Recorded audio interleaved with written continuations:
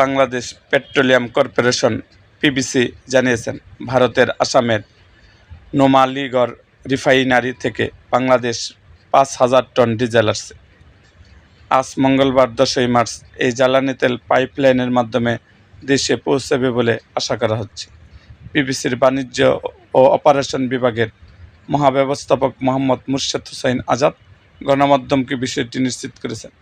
PVC সূত্রে জানা গেছে, ভারত থেকে এই ডিজেল পাঠানোর পাম্পিং কার্যক্রম ইতিমধ্যে শুরু হয়েছে। জ্বালানি তেলের মজুত স্বাভাবিক রাখা এবং ধীরে ধীরে নিরবিচ্ছিন্ন সরবরাহ নিশ্চিত করতে সরকার জরুরি ভিত্তিতে এই উদ্যোগ নিয়েছে।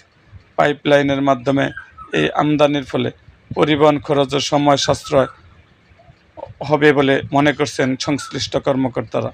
এর আগে এই পাইপলাইন দিয়ে আগামী 4 মাসে অতিরিক্ত 50,000 টন ডিজেল আনার আনুষ্ঠানিক প্রস্তাব দিয়েছে বাংলাদেশ।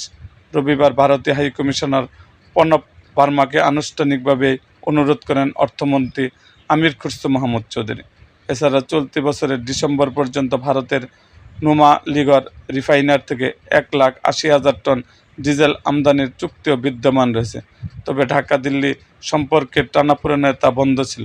এতে মোট ব্যয় হওয়ার কথা প্রায় 1,465 কোটি টাকা, যার একটি অংশ পিবিসি এবং বাকি অর্থ ব্যাংক থেকে আসার কথা রয়েছে। এরকম আরও ভিডিও পেতে আমাদের মুক্তাগাছার ইতিহাস মিডিয়া ইউটিউব চ্যানেলটি সাবস্ক্রাইব করুন এবং পাশে থাকা বেল আইকনটি বাজিয়ে দিন।